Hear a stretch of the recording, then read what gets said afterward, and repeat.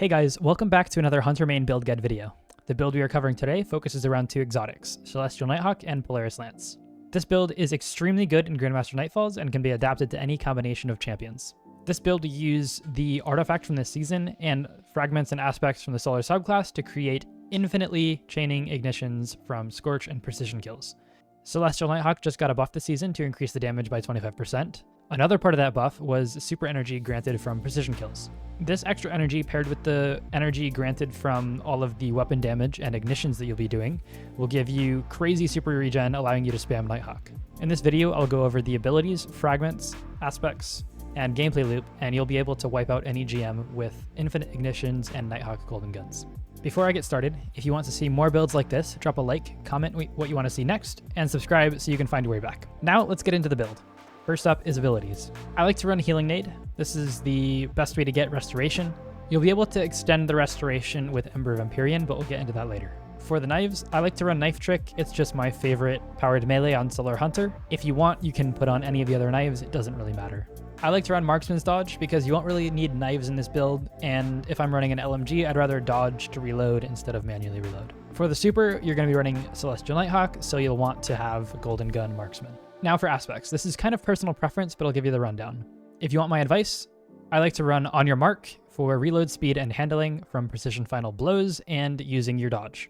Knock 'em Down is good for improved super. For Nighthawk, you'll be running Marksman Golden Gun, so it'll just give you increased duration. It's nice if you really need to line up your shot, but not really necessary. The part of this that is nice is refunding your knife from final blows while radiant. If you don't care for reload speed and knife refunding, and you're confident you won't blow yourself up with Gunpowder Gamble, you could throw this one on. It's easy to forget. It's active when you're trying to throw a panic heal nade, so be careful. Up next is Fragments. First fragment I'll go over is Ember of Ashes. This just increases the amount of Scorch stacks that you apply. This will be very helpful when you're trying to chain ignitions. Ember of Singeing will increase your class ability regen by 300% for 3 seconds while an enemy is scorched. This extends when you scorched more targets, and it makes the mobility stat almost irrelevant with this build. Ember of Eruption is up next. This increases the AoE on ignitions. It's useful for chaining ignitions and spreading Scorch. Speaking of spreading Scorch, Ember of Char will spread Scorch to targets affected by ignitions. Finally, Ember of Empyrean will help you extend Radiant and Restoration from your Healing Nade.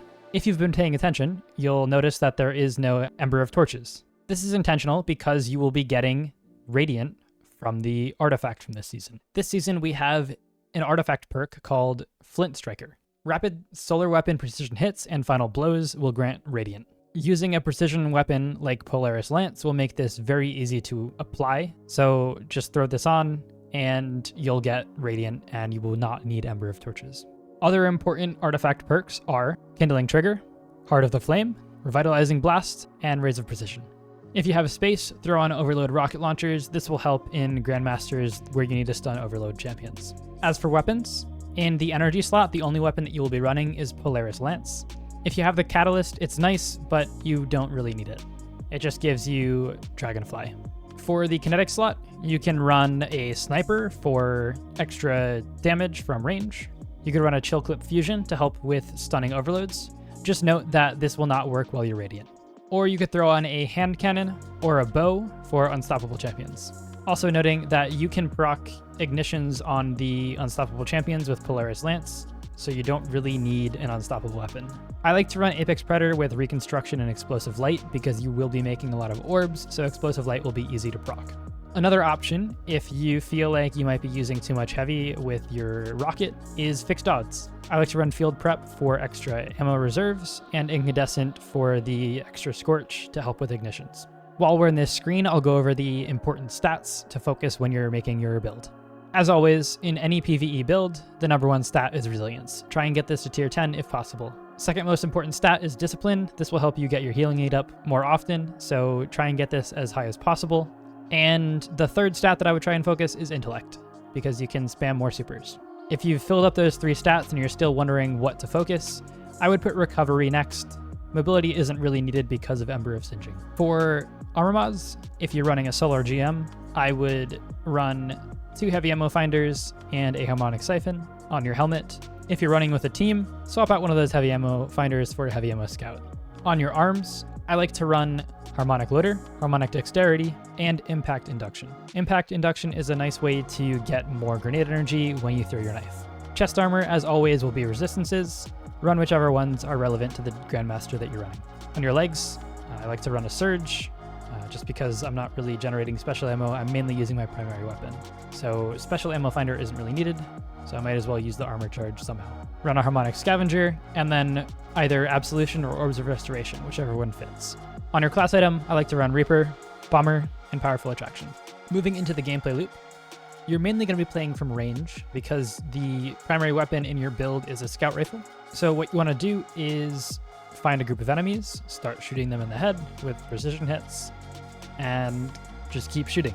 Try and get as many precision final blows as possible to charge super and create ignitions. Look for enemies standing close to one another to get more scorched enemies for more ignitions. These ignitions will chain, so keep shooting all of the enemies nearby, and eventually the ignitions will kind of go off on their own. Now for some tips and tricks. Make sure that you stun champions, like Overloads and Unstoppables, before you use Nighthawk on them. Barriers are pretty easy to take out with just one Nighthawk shot.